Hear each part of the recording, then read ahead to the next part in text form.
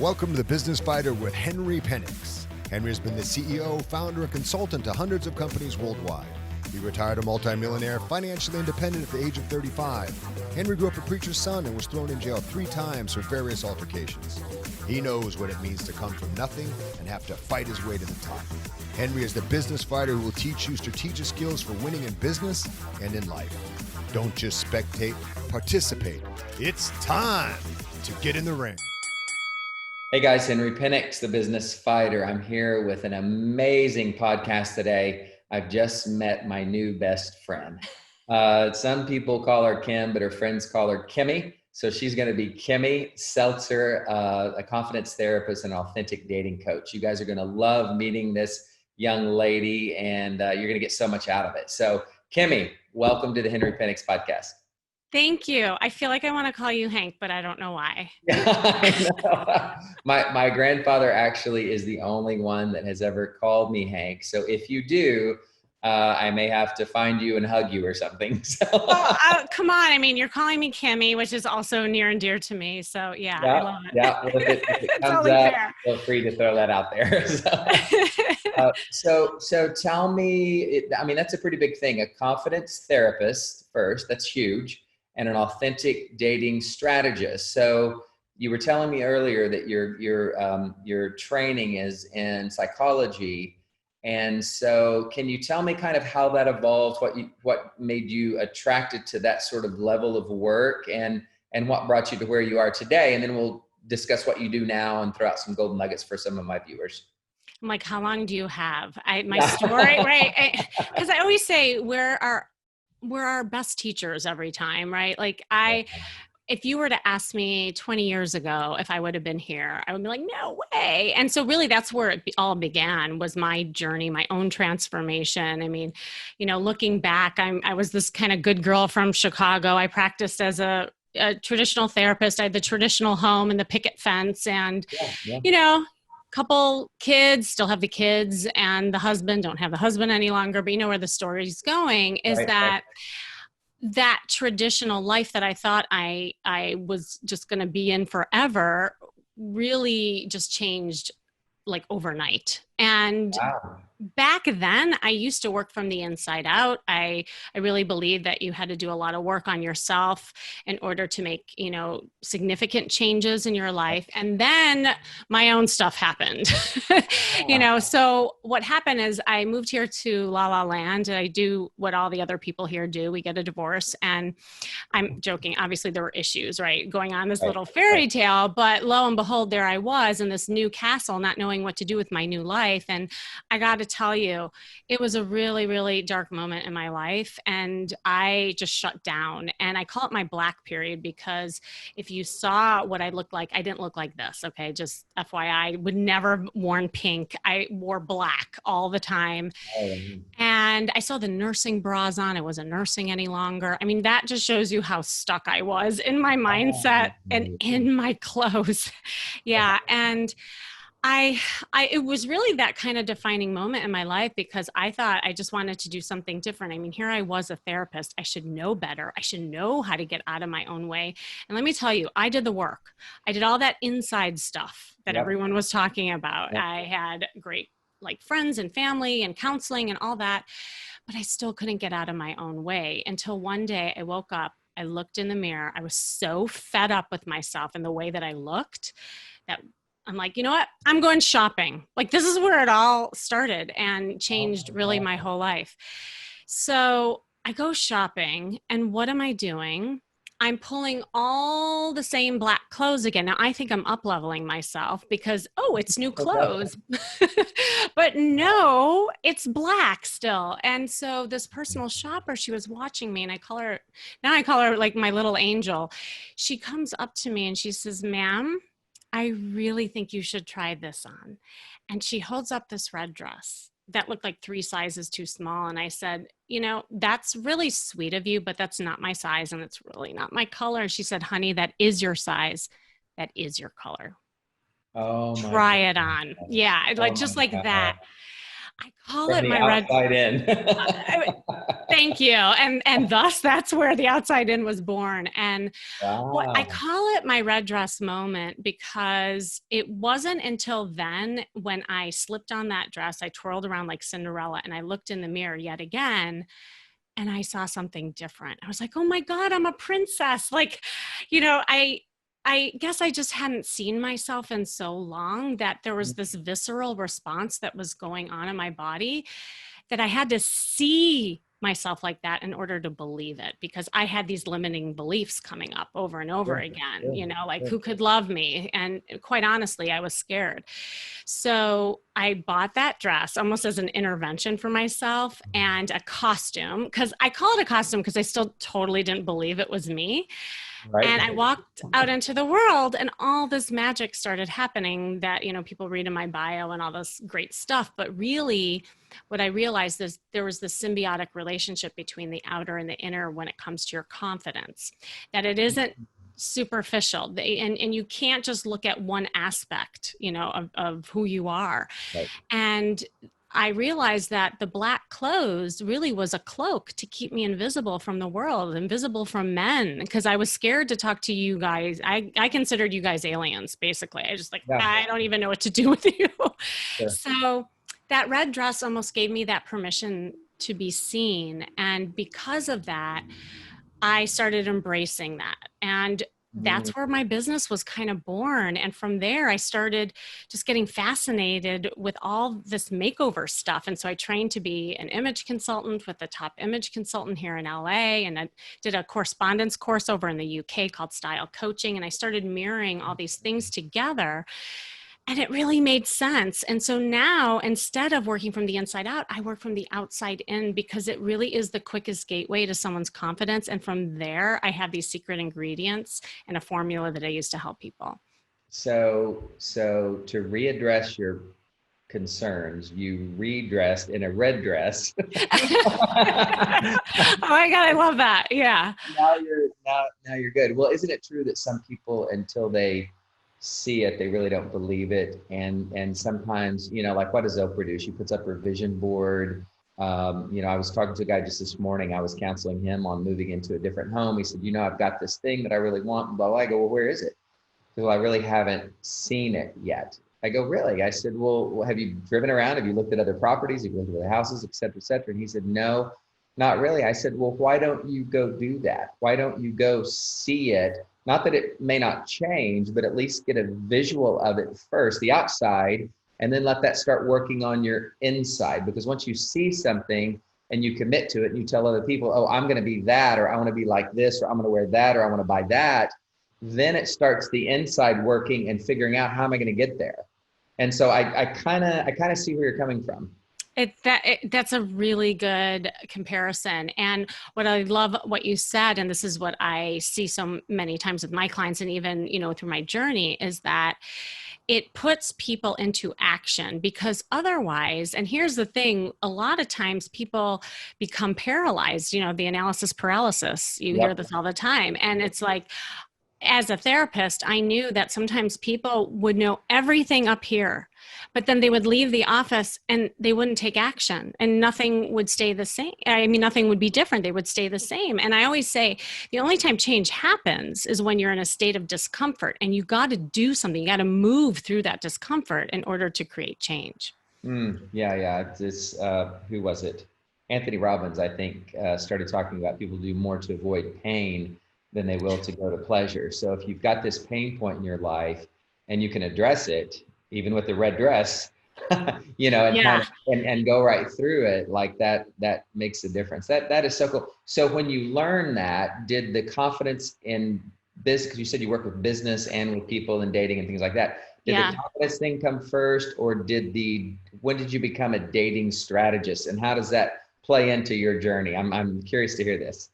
Yeah, well, and as I was going down my yellow brick road and collecting tools and working with different people, I realized that, first of all, there was this kind of magic that was happening and an impact when people were doing these makeover sessions with me. And like I could change people in one shopping spree more than sometimes like years in therapy. And it was profound for me. And so I would go That out in makes you mad a little bit that your education on being a therapist could have been done with I know, the I'm like, why did I gift waste all card to that North. time going to University of Chicago, getting my master's? Why did I go through all that? I could have just gone to I could have went Bloomingdale's. shopping. Damn it. That's fun. Exactly. That's Yeah. Well, I mean, we say that tongue in cheek, but there's some truth to that. But no, honestly, I couldn't imagine doing what I do without being a therapist sure. because, They work hand in hand. the breakthroughs that people have, and like there was this woman I had worked with and she hadn't dated in 25 years. And she told me before we went shopping, she's like, Kim, there's something I have to tell you. I cover all my mirrors at home. I hate the way I look. Oh no. Whoa. And look, if I Wow. was a therapist, I probably would have done some cognitive therapy on her and worked on her body image and all that. I'm like, that's not what she needed to do. At that point, she needed to see herself differently. Yeah. And we walked into the store and I had her just try on a jacket and a pair of boots. And I told her to give me 5 seconds in the mirror, just 5.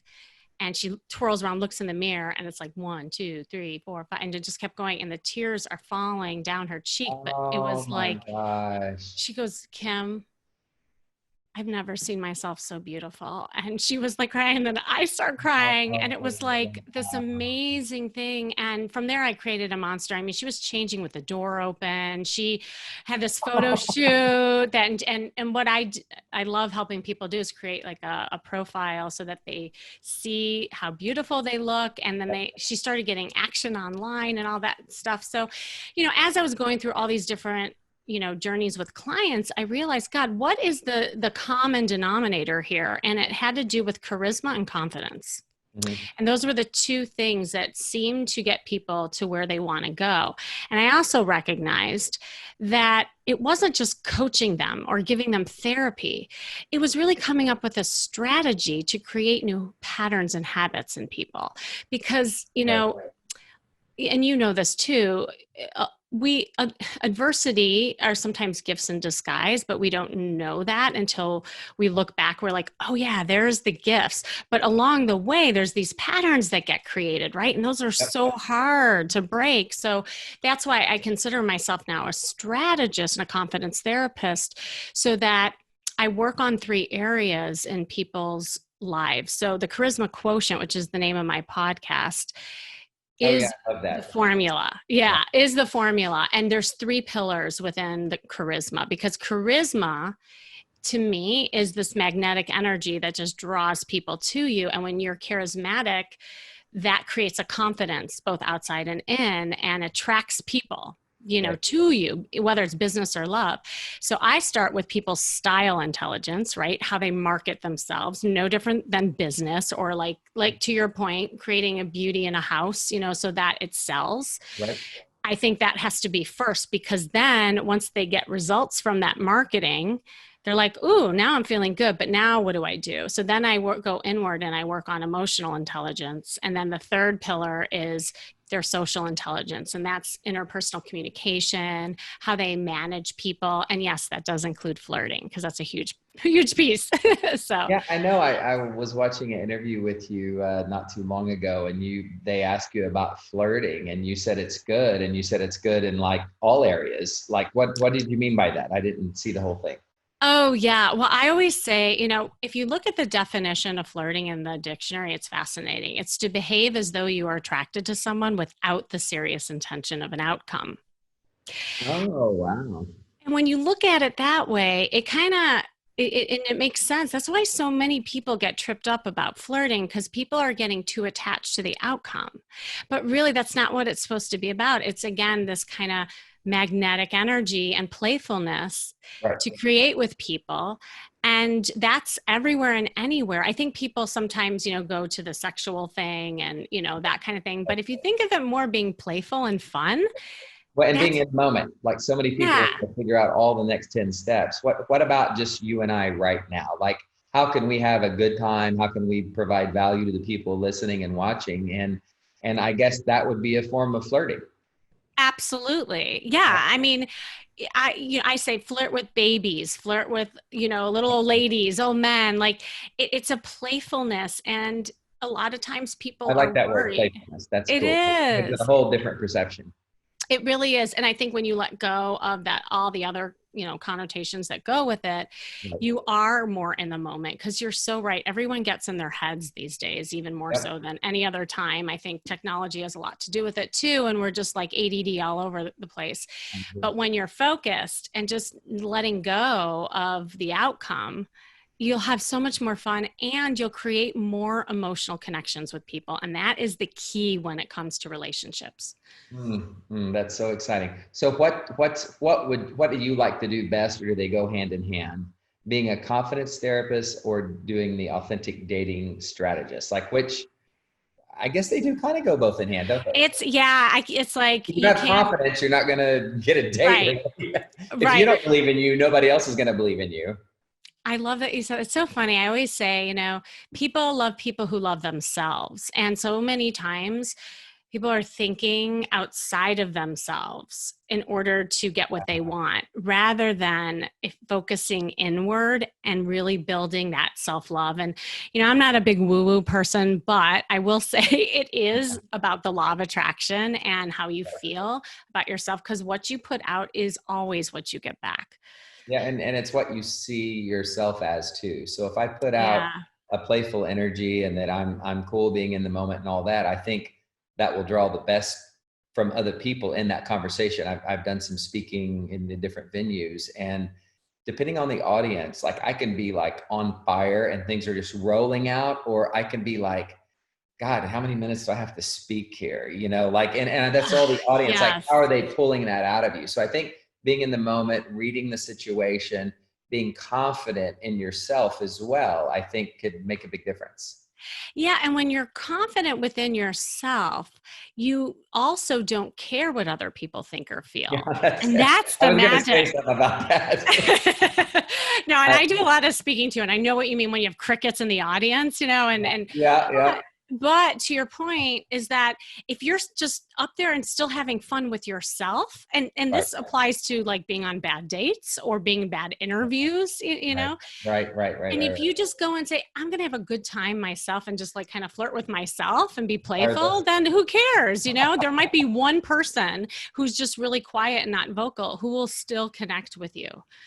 Right. So if somebody's wanting to get a date, and I want to drop a couple gold nuggets on some of my listeners here, and I want to focus on the dating part. Okay.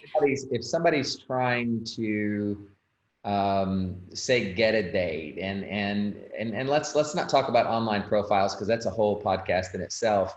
But say they're going out and they see somebody in the supermarket and they think a person's cute, or they think there may be something there. I mean, like how can you interact with that person without being considered like a creeper? Or because there's also the whole and I hate to get into this, but the whole sexual advance, like if it's too sexual, either way now, I mean, you could get sued, especially if you're a successful person or whatever.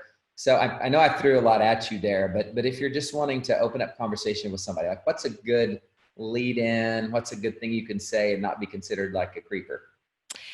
I'm assuming that you're talking about guys approaching girls or either way. Well, yeah, no, well, it can work either way, but let's start Yeah. with guys approaching girls first.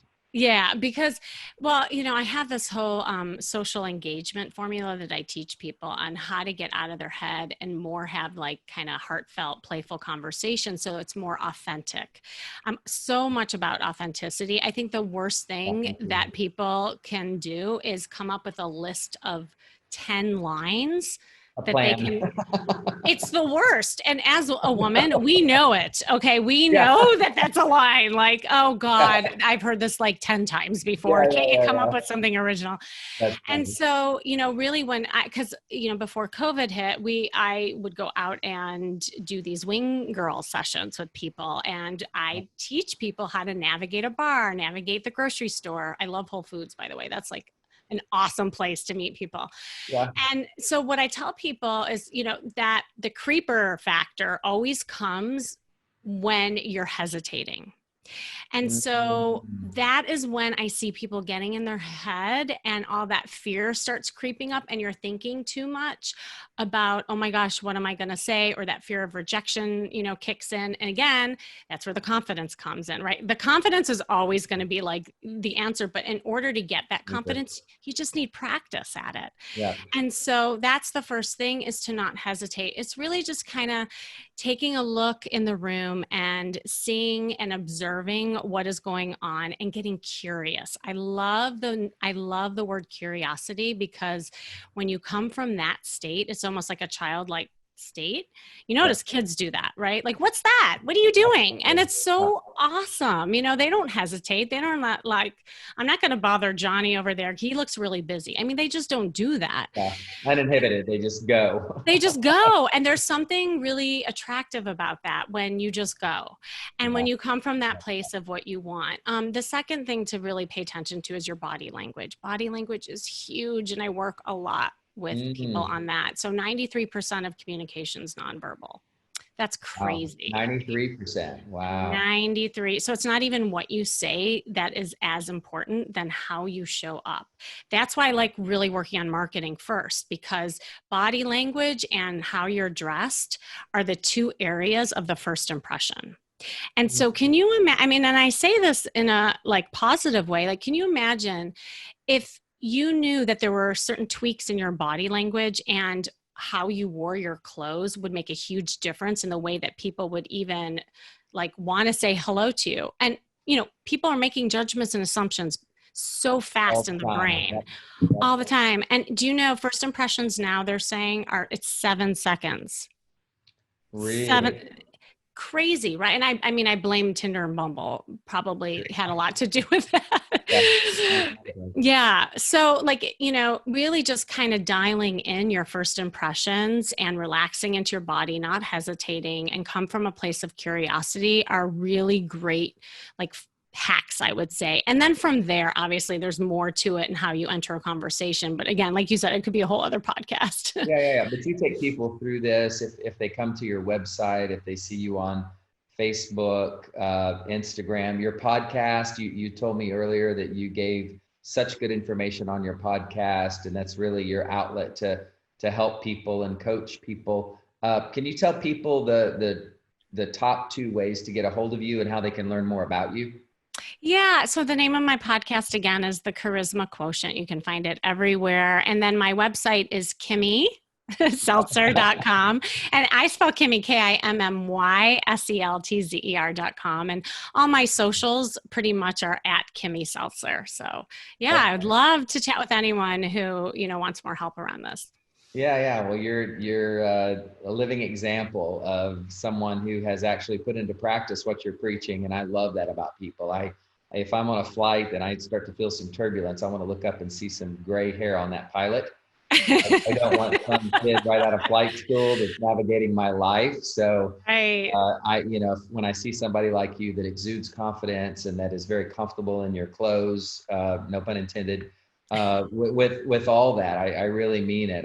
You practice what you preach, and I would encourage anyone who wants to kind of up their level of confidence, or if you want to get in the dating pool, you need to get a date or something, like that's going to work hand in hand. But the confidence thing, that really hit me hard when I heard that and read that about you, because I know in business, let's not even talk about dating. If you go into business and you don't believe in you and you don't have the confidence to push an idea through or whatever, you're going to have a high likelihood to fail.